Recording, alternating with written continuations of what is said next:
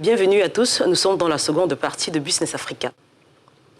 La Banque africaine de développement veut accompagner les pays à faible revenu, davantage fragilisés par la pandémie de coronavirus qui continue de sévir dans le monde. Pour l'instant, seuls 3 pays de la zone sont concernés par cette aide, principalement octroyée pour le renforcement des systèmes de santé. Un élément de Cédric Siosolo avec Ignatius Anor. 22 millions de dollars américains seront injectés dans le circuit économique des pays à faible revenu, membres de la communauté économique des États de l'Afrique de l'Ouest, par la Banque africaine de développement.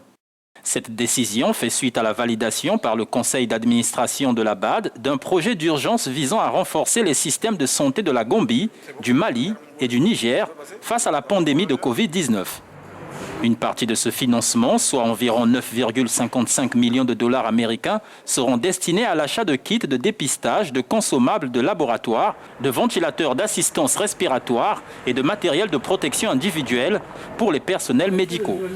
Le second volet du projet, d'un montant d'environ 12,83 millions de dollars américains, consistera à accroître et incorporer les systèmes de santé des pays membres de la CEDEAO à travers la coordination de fonctionnement et l'équipement des équipes nationales de lutte contre la pandémie de Covid-19, le renforcement des capacités du personnel de santé. L'Organisation ouest-africaine de la santé est chargée de faire exécuter cette opération, conformément au mandat de coordination des interventions des partenaires techniques et financiers qui lui a été confié par les chefs d'État de la CEDEAO en avril 2020.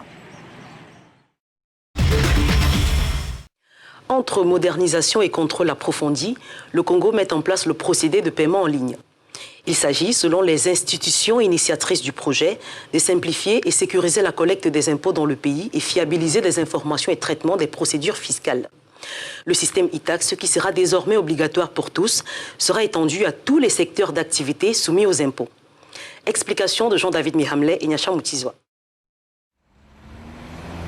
Le Congo a décidé de mettre en place la dématérialisation du paiement de l'impôt. D'après Sylvain Lekané, le directeur de cabinet du ministre délégué au budget, s'exprimant récemment à Brazzaville devant des représentants des grandes entreprises du Congo. Il a présenté la plateforme de e-tax, déjà en expérimentation, pour tester sa robustesse.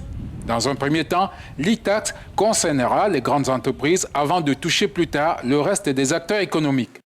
L'objectif est de sécuriser et rationaliser les ressources issues de l'impôt tout en garantissant aux usagers un service de qualité 24/24.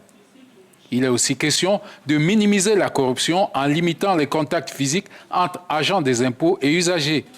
L'avènement de l'e-tax participe d'une réforme générale adoptée en 2016 et qui concerne aussi les paiements en ligne, des factures d'eau, d'électricité, d'Internet fixe et mobile. Le Congo est doublement frappé par la Covid-19 et l'effondrement des cours du pétrole, sa principale source de devises. Le budget rectificatif 2020 du Congo connaîtra un déficit global d'un peu plus de 2 milliards de dollars.